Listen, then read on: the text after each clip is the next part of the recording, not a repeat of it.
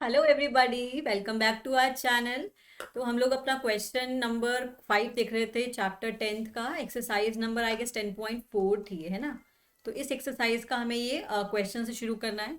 तो अगर किसी भी बच्चे ने प्रीवियस वीडियोस नहीं देखी है तो इस चैप्टर को करने से पहले आप लोग अपने प्रीवियस जो भी कॉन्सेप्ट्स हैं उनको क्लियर कर लेना, उसके बाद आप इसको क्वेश्चन को सॉल्व करना, ठीक है। क्योंकि अगर सपोज आपने क्वेश्चन, क्योंकि अब होता क्या है ना, इन क्वेश्चंस में होगा जो भी हमने पिछले थ्योरम्स पढ़ी थी ना, तो उनको हमें यूज करना होगा इन क्वेश्चंस में।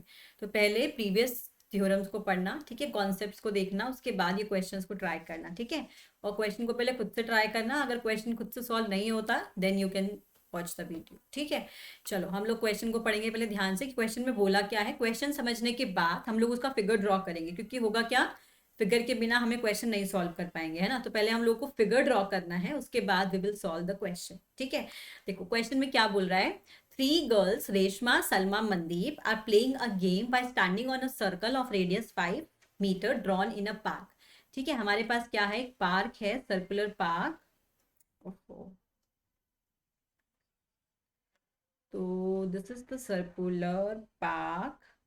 ओके, ठीक है। तो ये सर्कुलर पार्क है, तीन बच्चे हैं हमारे पास, रेशमा, सलमा एंड मनदीप। सपोज करो ये रेशमा है, यहाँ बैठी है, और ये सलमा है, और ये मनदीप है, ठीक है। ये तीन बच्चे यहाँ पे हमारे सर्कुलर पार्क पे बैठे हैं।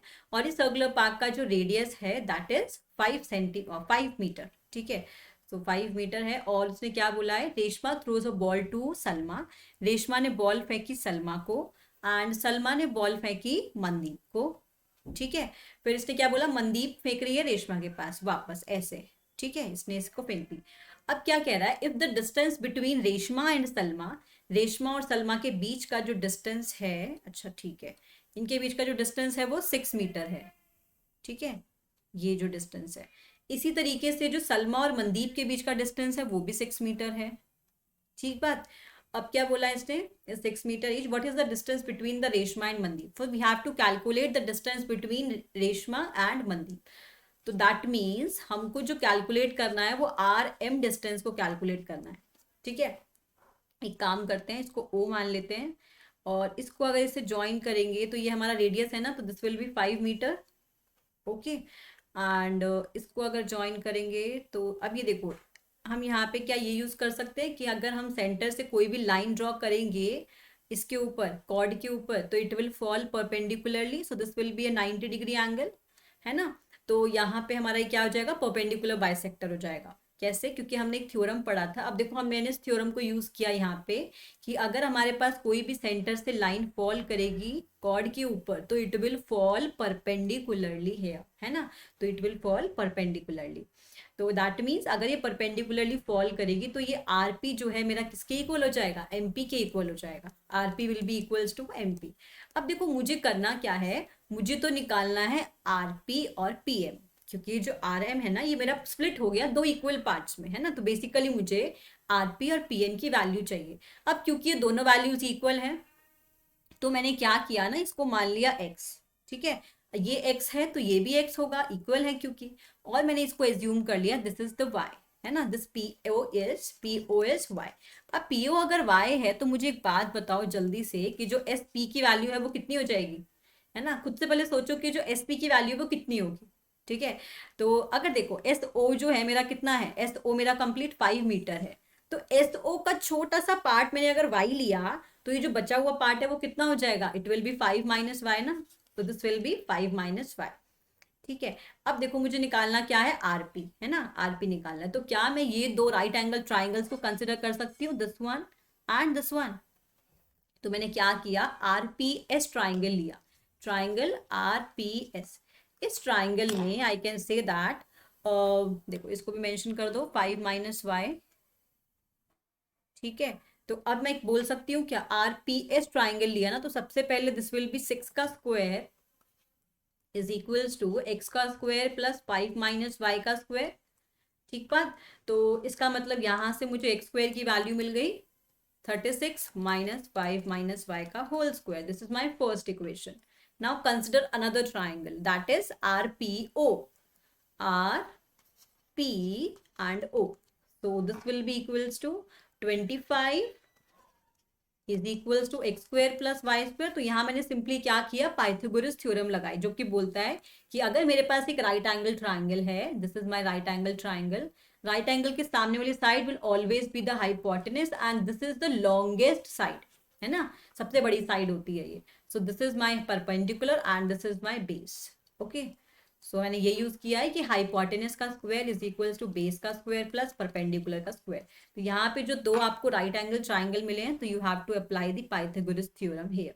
Okay, now next thing is this will be X का square is equals to 25 minus Y का square, this is my second equation. Now we can say that from first and second, अब देखो इन दोनों की जो लेफ्ट हैंड साइड्स है ये equal है, तो मैं बोल सकती हूँ इनके राइट हैंड साइड्स भी इक्वल होंगे। तो that means 36 minus 5 minus Y का square will be equals to 25 minus Y square.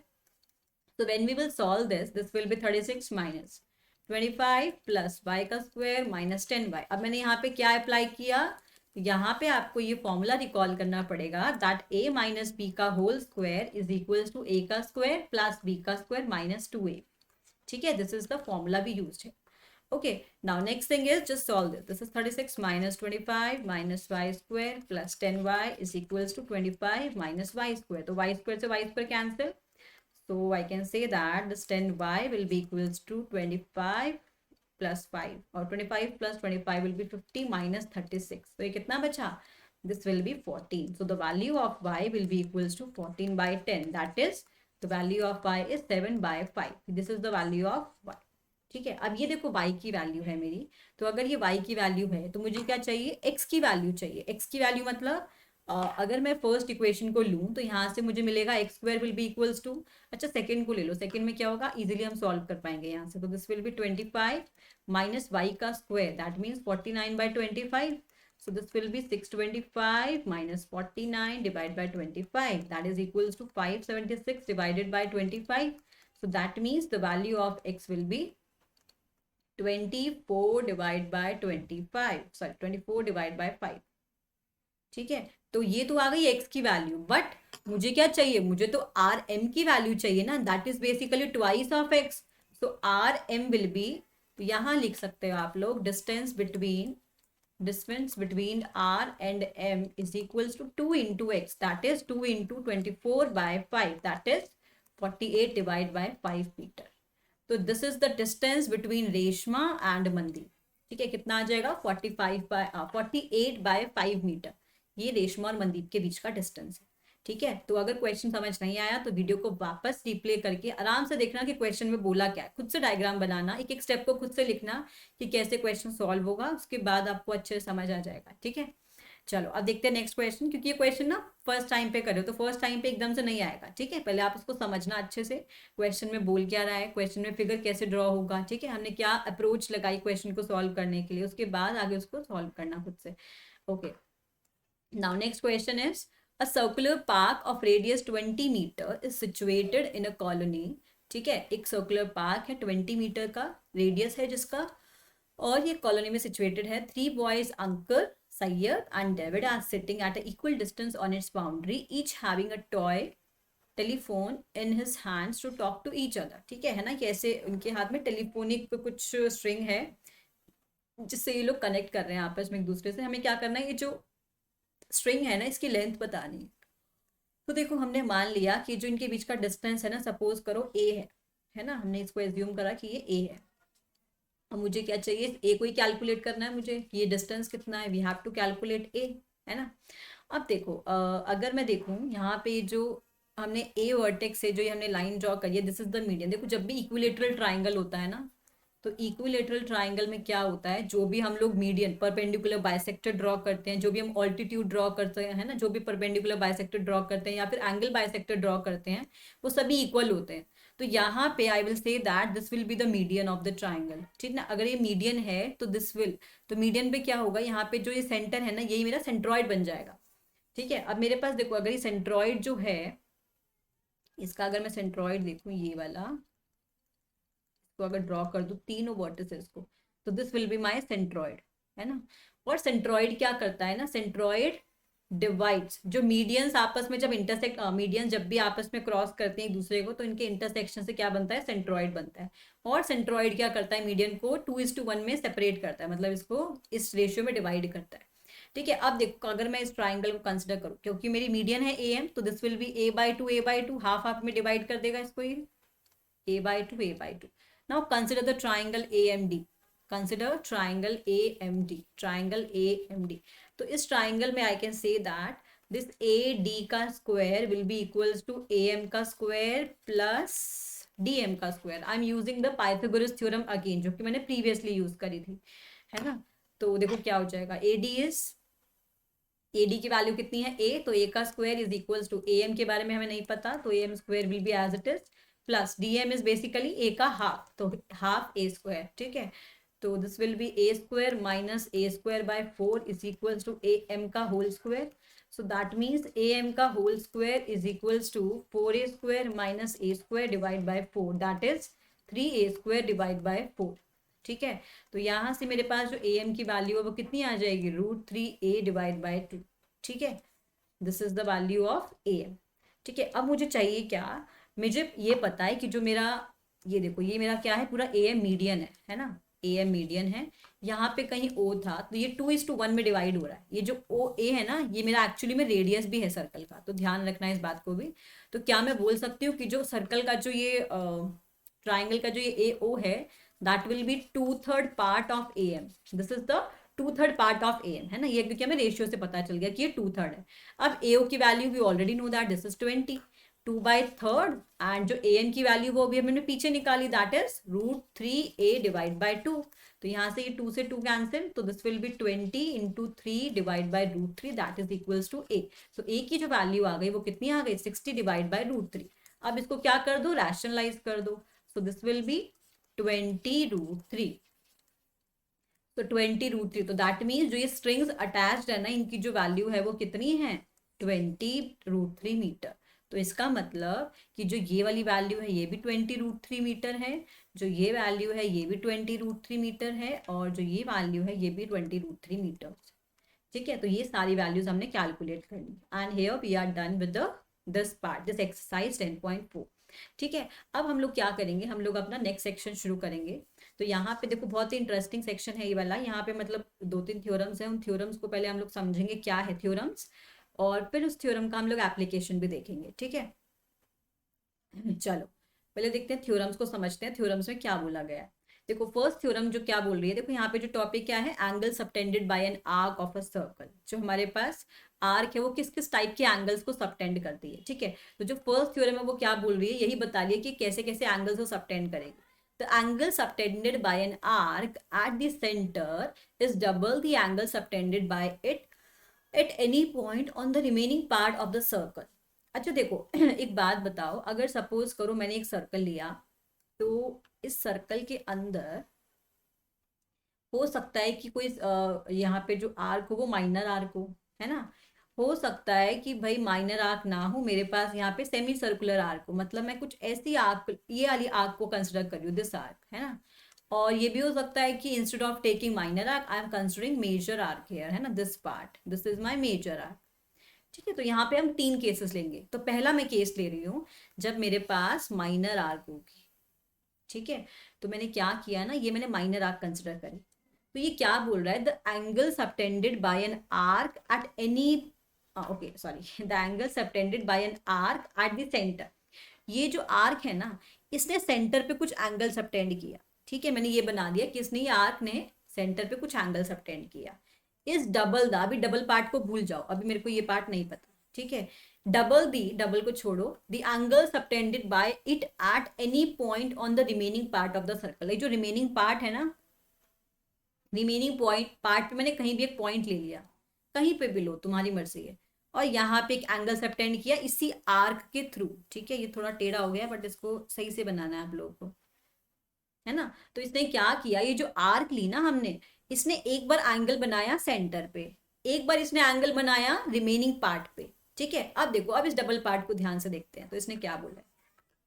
अब ये बोल रहा है कि जो सेंटर पे जो एंगल है ना, it is double the angle subtended by at any point on the remaining part of the circle. मतलब कि अगर सपोज करो ये एंगल उसने ए बनाया तो this angle will B 2a, है ना। या फिर हम इसको ऐसा बोल सकते हैं कि अगर ये एंगल सेंटर पे 2a है तो it will be half of that 2a, है ना। तो ये बात वो सिंपल सी बोल रहा है। तो इसमें यहाँ पे देखो आपको एप्लीकेशन क्या आ सकता है कि भाई अगर सपोज करो कोई ये फिगर तुम्हें ड्रॉ करके दे दी पेपर में और ऐसे बोल दिया कि अगर ये एंगल 40 डिग्री है तो बताओ ये कितना होगा। भाई सिंपल सी बात है ना कि एप्लीकेशन है इसका। तो हमें ये पता है कि अगर सेंटर पे एंगल 40 बनाएगा तो जो हमारे पास रिमेनिंग पार्ट पे जो भी एंगल बनाएगा दैट इज बेसिकली हाफ। तो इट हमारा कितना हो जाएगा 40 का हाफ, दैट विल बी 20। तो ये तो हमारा फर्स्ट केस है जब हमने माइनर आर्क पे हमने ये बनाया। ठीक है, सेकेंड केस में क्या होता है भाई? सेकेंड केस में ये होता है जब मैंने यहाँ पे लिया ये, ठीक है, इसने जो सेंटर पे एंगल बनाया तो सेंटर पे एंगल ये ऐसे बनाएगा दैट इज बेसिकली 180 डिग्री, है ना।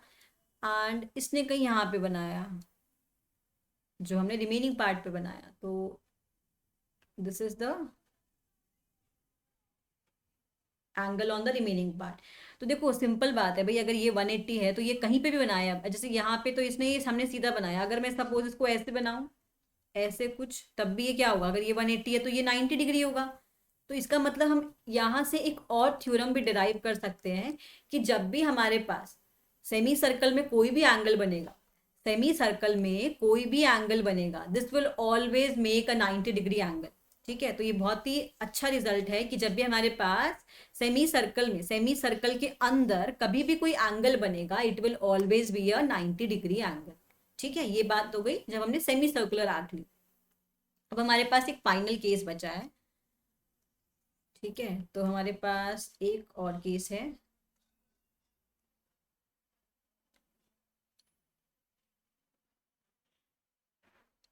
ठीक है, in this case what we have to do is we have to consider a major arc. मैंने क्या किया, एक मेजर आर्क लिया, तो this is the major arc.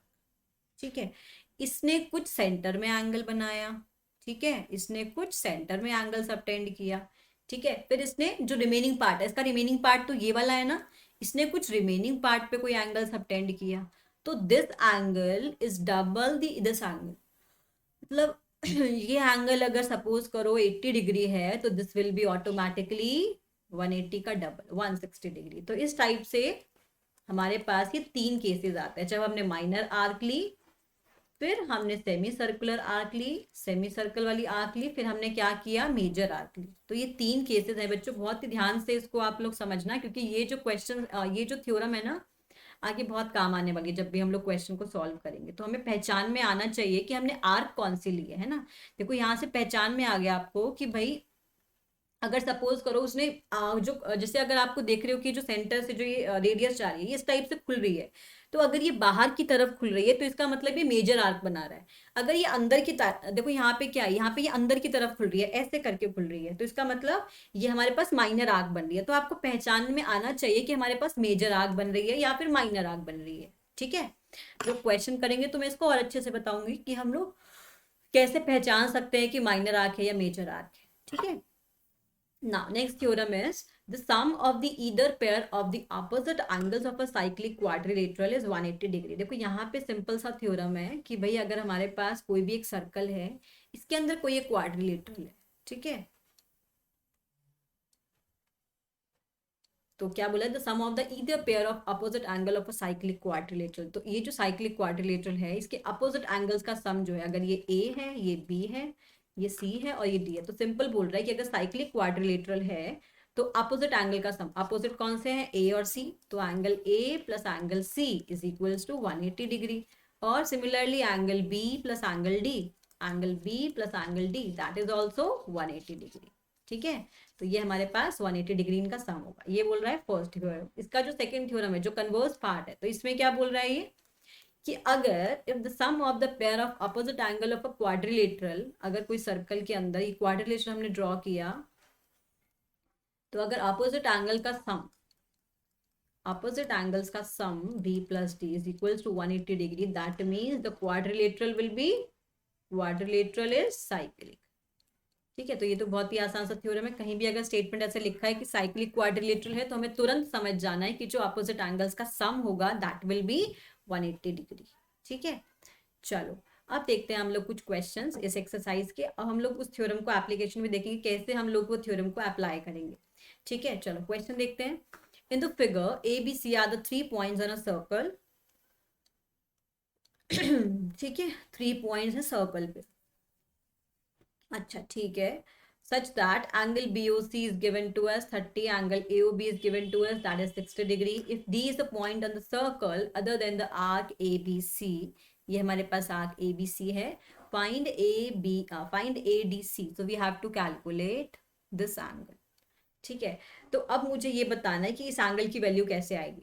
तो देखो यहाँ पे हमें जो जो भी इंफॉर्मेशन गिवन है तो हम बेसिकली यहाँ ये बोल सकते हैं कि जो कंप्लीट एंगल AOC है, दिस विल बी AOC, है ना, ये 90 डिग्री हो जाएगा। This angle is 90 degree.